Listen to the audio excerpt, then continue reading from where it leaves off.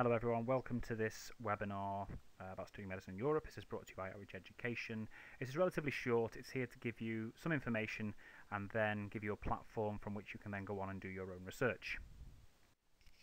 The first thing we'll do is introduce you to Outreach Education, about who we are and what we do. The next thing is we'll look at studying medicine in Europe and what are the challenges and what are the opportunities available to you as a student.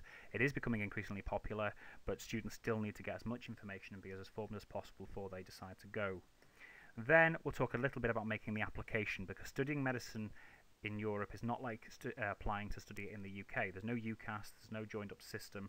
You'd need to apply to individual universities, and those universities have their own deadlines, their own processes, so we can talk a little bit about the things you need to consider when deciding to do that. So Outreach Education is what we call an international education consultancy.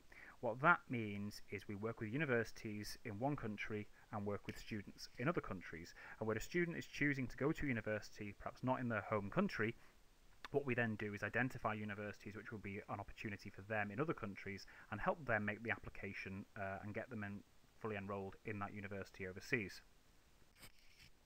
Now, Outreach Education has been around since 2011. We are a UK-based company, so we predominantly help UK students who visit UK schools, but we actually do have students coming to us from across Europe as well as Africa as well. And we offer a completely free service, free advice, free application management, and help get you to university. For that, we do not charge any fee at all. And we work with a number of universities in USA, Europe, China, and just now starting to work with universities in Australia. Around about 25 universities, and it's not just medicine. We work with every program from the arts, engineering, science, humanities, sociology, as well as medicine, dentistry, and veterinary medicine as well. So when we're approached by a new university or identify a university we want to work with, we have a set of criteria we apply to make sure that the university offers us everything we want in terms of a quality partner. So we have a set of procedures we go through. The first one of these is making certain that the administrative processes are clear and efficient. This is the first time you often speak to a university, so this really needs to be good. So if we have a question that we need to go to the university about, we want to make sure that we get an answer back to you as quickly as we possibly can. We want to make sure their entry criteria are clearly articulated, and obviously that relates specifically to British qualifications, and then that the selection processes are transparent and fair to make sure that any student is not disadvantaged. And where possible, we try to minimise or bring down the application costs, including things like application fee waivers, and also bringing down costs of legalisation and translation of documents, etc. We work with universities with a history of working with international students, so they can support international students appropriately. They are obviously aware and experienced in dealing with the issues that international students have, as well as identifying that international students benefit the university in a number of ways and therefore invest in the future for their students. And every university that we work with gets an Outreach Education personal visit before we send any applications. So if we turn our attention now specifically to studying medicine in Europe, the situation is there are around about 8,000 places in the UK for students, but the reality is there are many, many, many more applications than there are available places. So around about 17,000, 20,000 students will not get a place in a UK university. So for those students now, they're increasingly looking at options in the European Economic Area. Now this is largely because the situation with fee changes in the UK means that previously students would have gone on to study a program like biomedical science and then try to apply to medical program after they've completed that degree. The reality is that even a 3-year degree in biomedical science now carries with it a significant amount of student debt, which is obviously related to 9,000 fees, as well as to the living costs of being at university. So studying a degree first and then on to medicine can be more of a financial burden than many students are willing to accept. So the EEA gives an option, and many of the programs in the EEA are open to UK students, and all the ones that we work with teach in English. So again, that provides many opportunities: personal fulfillment, to actually go away, see a new country, experience a new country, learn a new language, make lots of new friends. That then is something which is one of the major benefits of studying overseas. But obviously there are many, many challenges. It's a difficult course, and in the process of that you're adapting to a new cultural environment, a new study environment, trying to learn a new language, and there are financial issues of studying in Europe, because a lot of the time you do have to pay the fees as you go, rather than get a loan in advance of those fees, and obviously have to manage your budgets in a different currency. Okay, the opportunities of studying abroad are numerous. We'll focus on a few of them here. In terms of specifically dealing with medicine, the first thing is you can actually go and study the program you really wanted to do and have an entry point to the career that you've aspired to for many, many years. Previously, if you didn't get a place on a medical program in the UK, students would often then go and study biomedical science and then try again to apply to medicine after they've graduated from that degree. Since the increase of tuition fees to £9,000 a year for most degree programs in the UK, the financial burden of actually doing that is very, very considerable. So more students are actually choosing to look overseas. And the EEA programs mean that you're eligible to apply for GMC registration without taking the PLAB exam. That makes those programs specifically attractive rather than perhaps going to study in the Caribbean, the US, Australia, or Russia or Ukraine, where there may be recognition problems.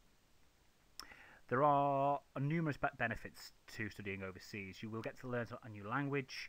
That is obviously very character building and is an asset which people who can speak more than one language can relate to straight away. You will get to learn new cultures both in the country you're in, but also from the students that you will meet on the course. Many of these European programs that teach in English have students from all over the world. For example, in the Czech Republic there are students from Taiwan, Malaysia, Hong Kong, as well as across Europe. Also, it shows a relative kind of inner strength, really, that you've chosen to leave your home and go and study overseas. Although it's not too far away, it's still a different country. It takes a lot of guts to do that. So on your CV, the fact that you've shown that determination to be a doctor would obviously be seen as a good thing. Financially, there are many benefits. Overall, the fees and the living costs are much lower than in the UK when you put it all together. So the reality is that you can actually save quite a bit of money by taking this route rather than studying a degree before and then trying to go onto a medicine program after you've graduated. All those advantages being said, it's not an easy process. Moving away from home is a big deal for many, many students. Obviously it's not permanent, but it's a big leap to leave your home and go and start to study for 6 years in another country. You've got to obviously adapt to a new cultural system, new learning systems, new university systems, new social norms. They can vary from country to country. And obviously language. Although the programs are taught in English, you do have to learn the local language when you're getting ready to prepare for your clinical attachments. So most programs will have 3 years worth of language tuition built into the program.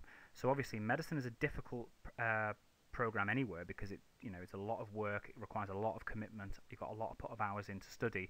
In addition, you've got to obviously learn the language as well, and that's going to take some time as well. So that's one of the challenges you'll be faced with.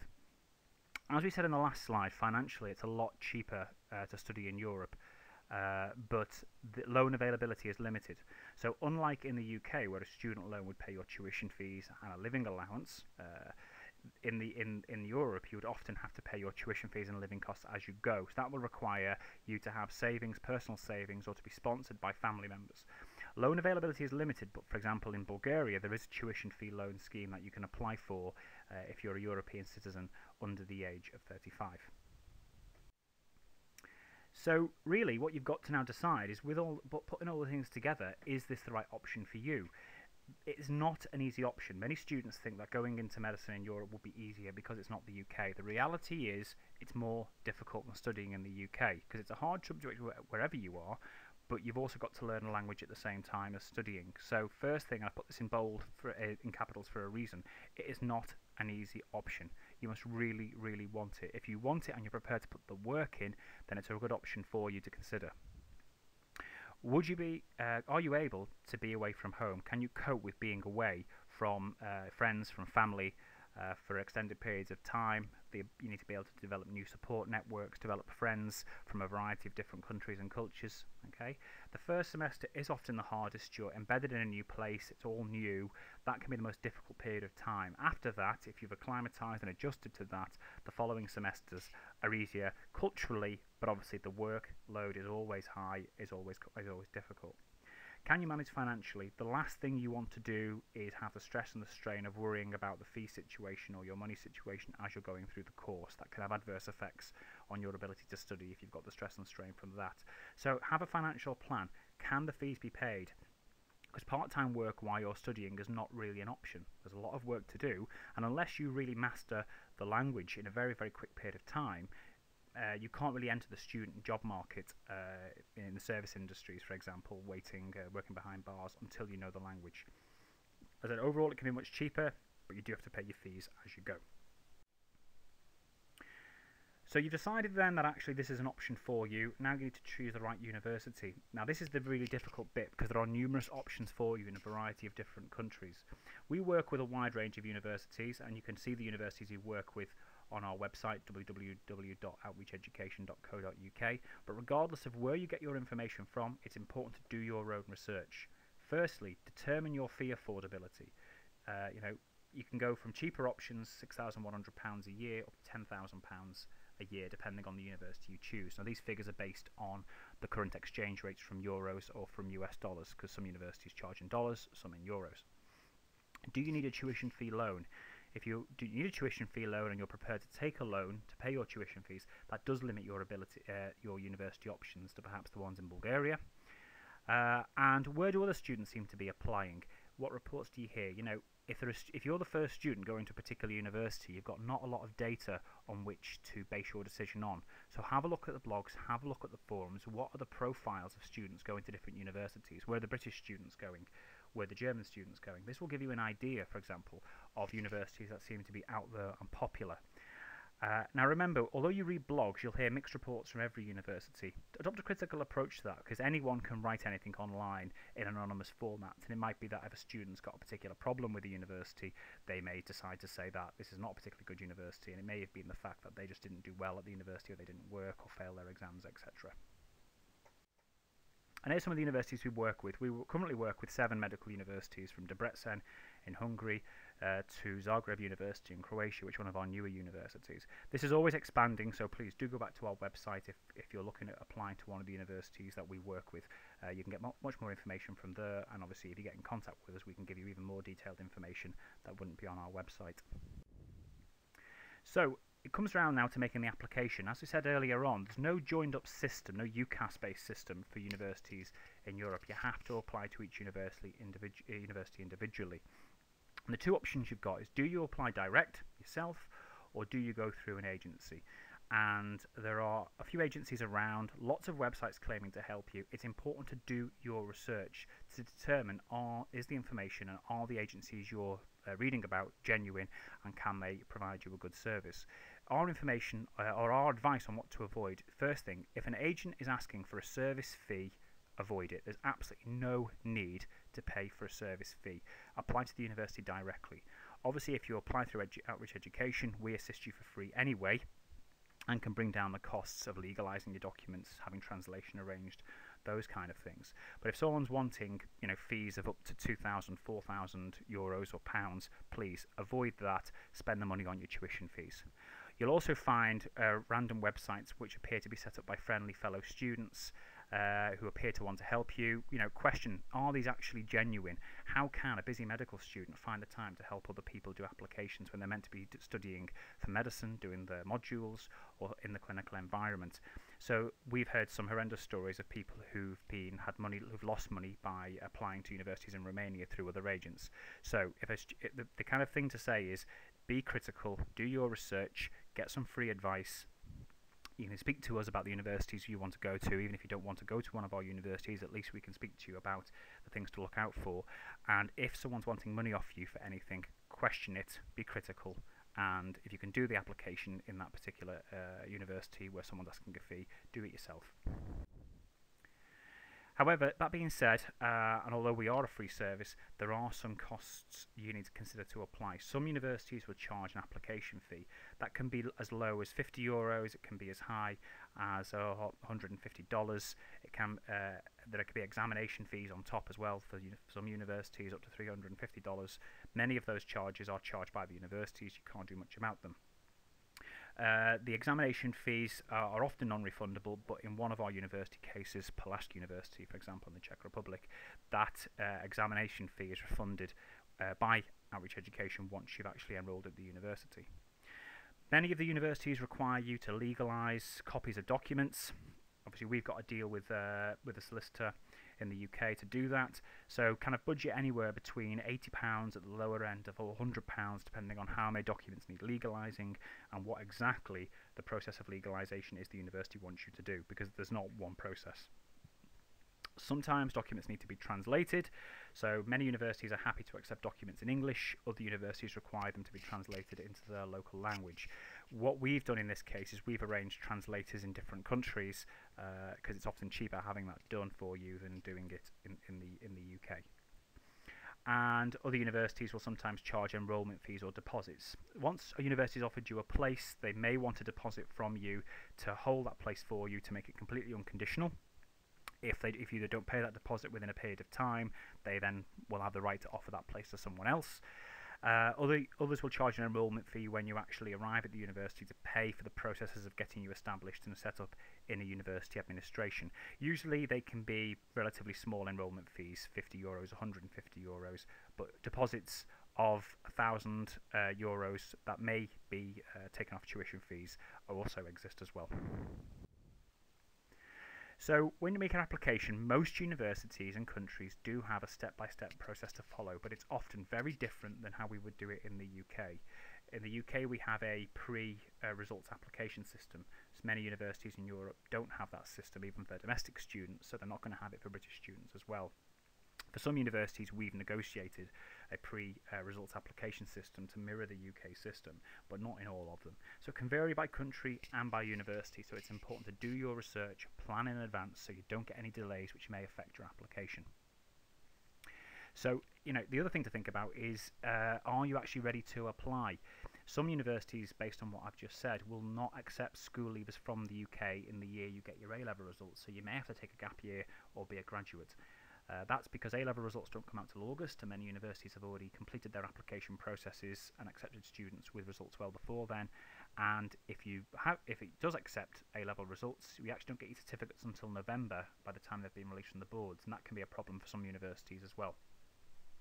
So what we would say is identify the universities you can go to, make a list of your preferred universities, and choose to apply to a few universities in an order. Don't put all your eggs in one basket. If you do that and you don't get into the university you choose, you may find that the university that you would have gone to as a second choice may now be closed. So consider the different options, speak to us, we can help you determine which universities you need to apply for in what order and when you need to make your decisions. So it's important to get into that application cycle, make sure you've got your documents to hand and that you're able to send them to the relevant people at the particular point in time. And where universities have entrance exams, identify the dates of those exams and whether they're going to be in the UK or in the country that you're choosing to go. For example, if you're going to Zagreb, the examination is in Croatia. If you're going somewhere like Pulaski University, we actually run the exam for the university here in the UK.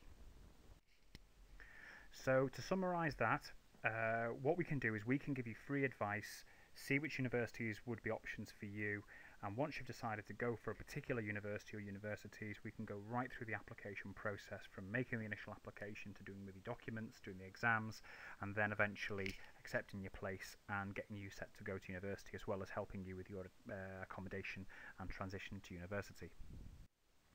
So once you've decided to apply, the next thing you need to do is get everything together. Make sure you've got all your documents in one place and they're ready, because the process is often dependent on having documents sent to different people in the UK first and then shipped out to the university.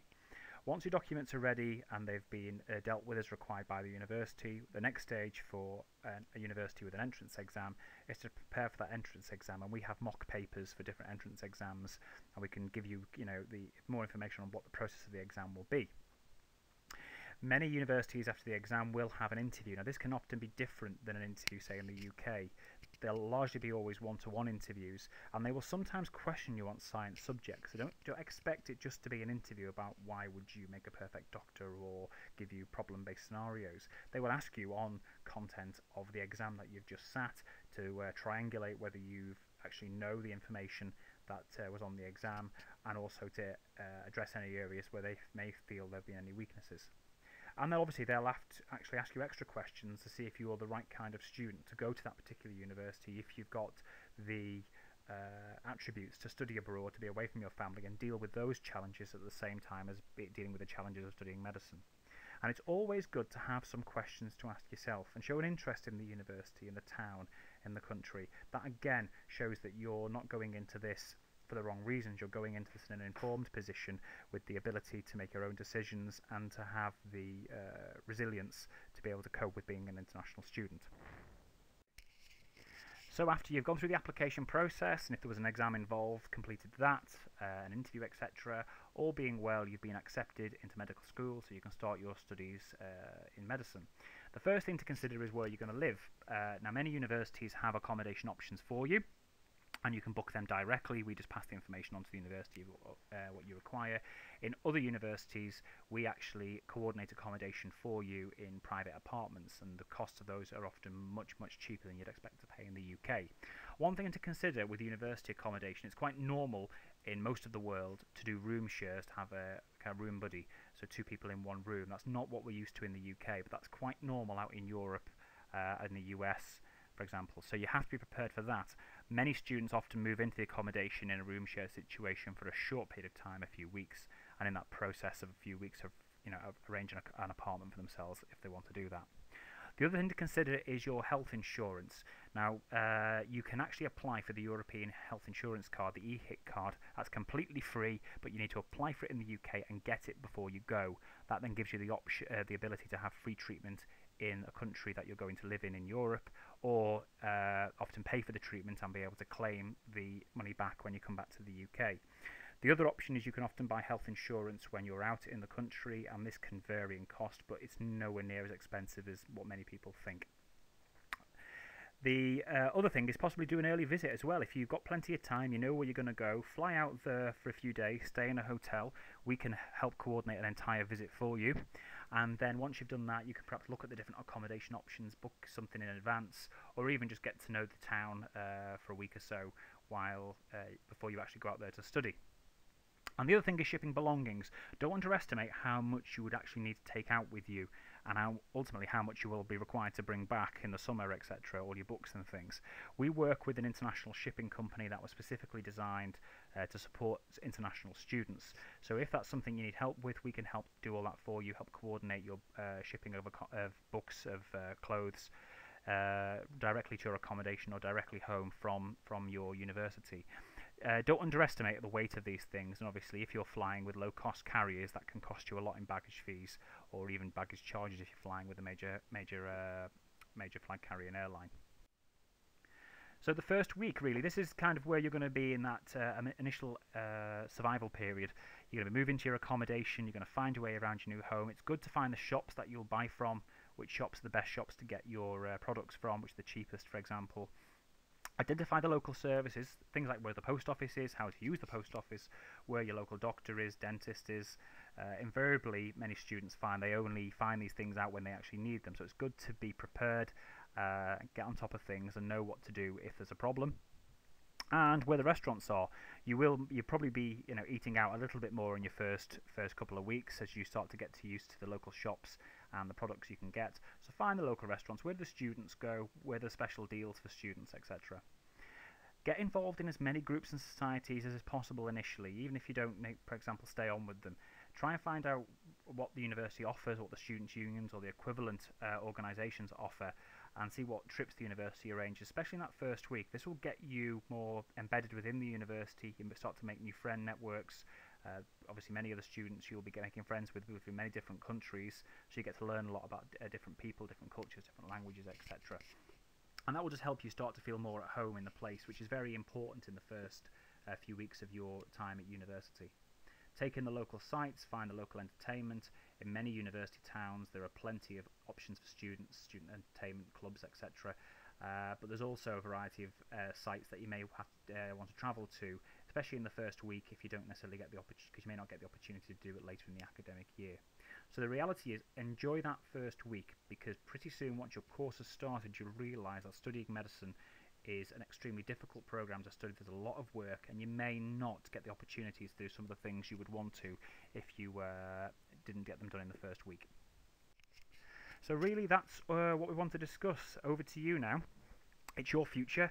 If you're determined to be a doctor and are looking at studying medicine in Europe, consider if any of the universities we work with could be options for you. get in contact with us. We can run over everything with you, answer your questions, arrange applications should you wish to go ahead with something.